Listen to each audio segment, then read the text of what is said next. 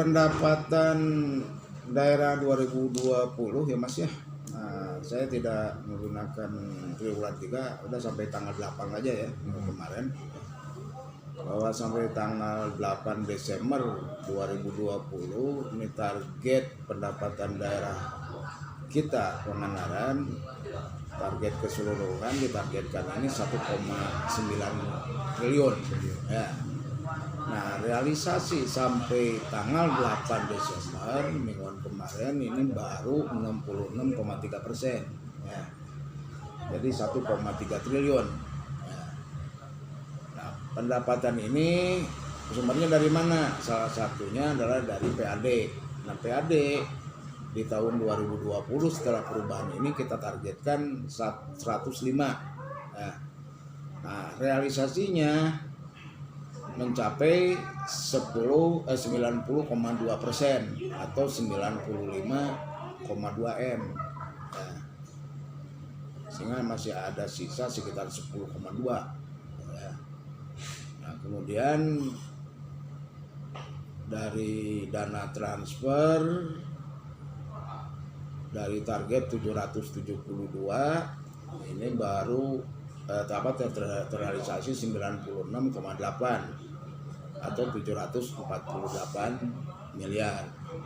Dan yang terakhir dari lain-lain PAD yang sah ditargetkan 1,1 triliun, ini baru terrealisasi 42,7% ya. Ini masih jauh, masih kecil ya. Jadi baru 471,6 miliar. Nah, itu yang pendapatan Mas ya. Pendapatan. Nah, melihat dari realisasi target ini, kemudian dari sisi kondisi sampai ke akhir tahun, nah ini kan ada kebijakan ya, satu surat edaran gubernur kaitan dengan tidak boleh ada kegiatan tahun baru. Nah, ini akan berpengaruh ya, sehingga perhitungan kemungkinan kita tidak akan mencapai 100% ya. Untuk pendapatan ya, pendapatan secara keseluruhan paling kita di angka 70%-an. Kan sekarang surat edaran kan walaupun Pangandaran tetap dibuka, tidak mewajibkan rapid ya, tapi tetap kan akan berpengaruh kan. Ya, berpengaruh. Dan ini akan berpengaruh terutama terhadap PAD ya.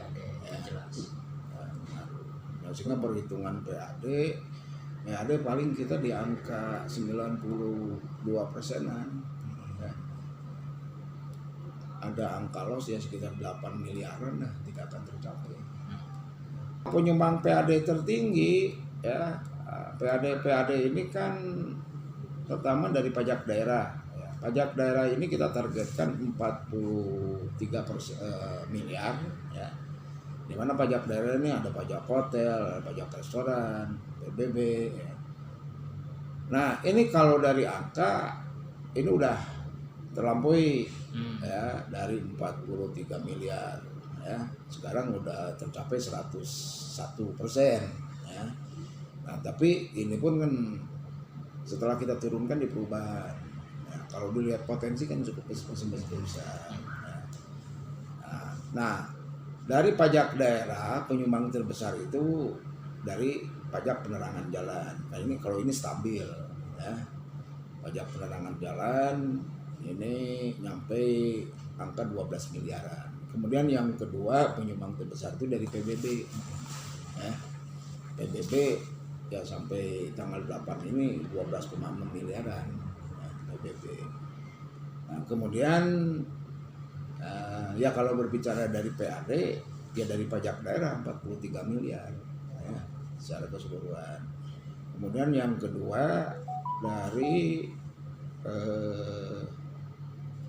retribusi objek wisata sampai tanggal 8 Desember ini 12,1 ya. Kalau bandingkan dengan tahun yang lalu jauh ya, bandingkan tahun yang lalu.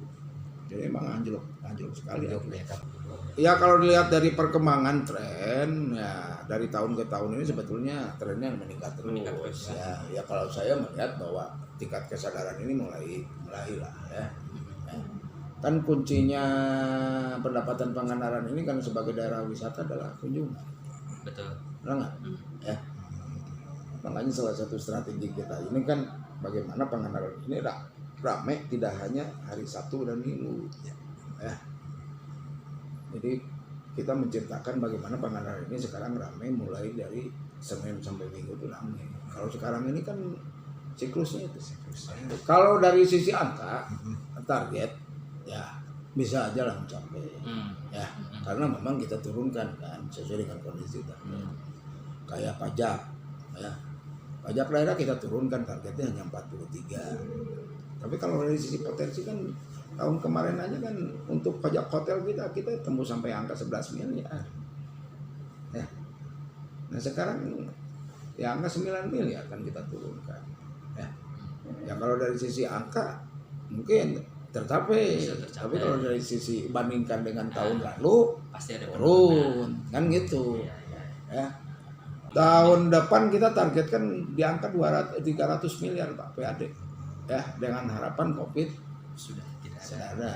Tapi kalau Covid masih ya nanti kita cek evaluasi ulang. Target pasti kita turunkan Pak.